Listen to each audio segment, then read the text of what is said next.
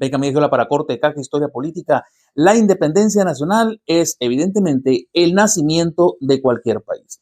Y en el caso mexicano, septiembre es el mes de la patria, porque en septiembre se dio el estallido de la revuelta que con Hidalgo al frente, allá en 1810 en tierras de Guanajuato, nos habría llevar a un proceso largo, arduo, desgastante, complicado y traumante como era la guerra de independencia, que va de 1810 a 1821. Pero en esta ocasión vamos a platicar de algunos de los mitos que rodean u orbitan alrededor de la independencia de México. El primer gran mito es, a final de cuentas, ¿por qué Hidalgo convoca a la emancipación o a la rebelión invocando la restauración de Fernando VII? Bueno, es que Miguel Hidalgo era un hombre del siglo XVIII, era un hombre de la Nueva España, era un novo hispano, era un criollo. Y para empezar, su mentalidad era precisamente la de un criollo, es decir, clases nacidas aquí, con méritos, pero sin oportunidades. Esas oportunidades que los españoles que venían de la península se las quitaban.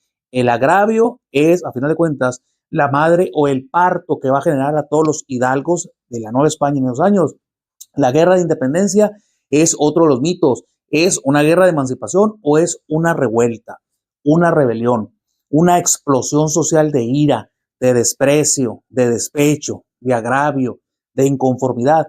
El mito de Viva Fernando VII es, a final de cuentas, significativo, porque nos habla de un Miguel Hidalgo que quería la independencia, sí, pero con un monarca, es decir, un infante de la corona real de España, de la casa reinante, para que México fuera independiente, pero fuera una monarquía, no una república. Es importante lo anterior porque significa que Miguel Hidalgo pensaba en una independencia hasta cierto punto regulada por la monarquía, pero también la gran revuelta y sanguinaria de esos primeros días, semanas o meses allá en Guanajuato en 1810 nos lleva a pensar si efectivamente era un proceso planeado y pensado. Es decir, si la independencia nacional, Hidalgo, Allende, Aldama, Abasolo y demás, la pensaron en cuanto a la planificaron o fue un estallido como consecuencia de haber sido descubierto el complot o la conspiración. Otro de los grandes mitos fundacionales también es que la independencia de México se fraguó sin ningún tipo de apoyo. Bueno, habría que cuestionarlo porque hacia dónde iba en su momento Hidalgo derrotado allá en Guanajuato y en Guadalajara, al norte, iba hacia la frontera con los Estados Unidos y por eso lo van a capturar en Acatita de Baján, en Coahuila, y lo van a llevar a fusilar a Chihuahua.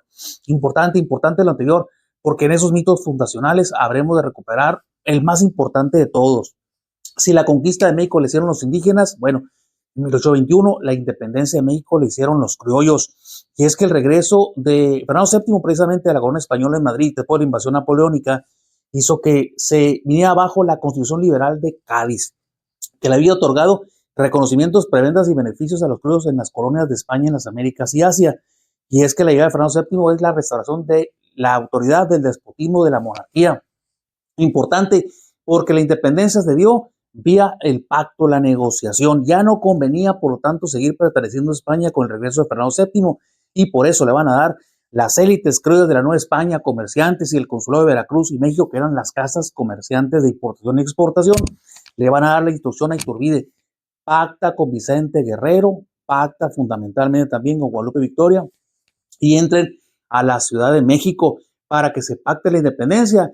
Y otro de los grandes mitos es la independencia fue todo, la Nueva España se levantó. Pues no es cierto, no toda la Nueva España se levantó.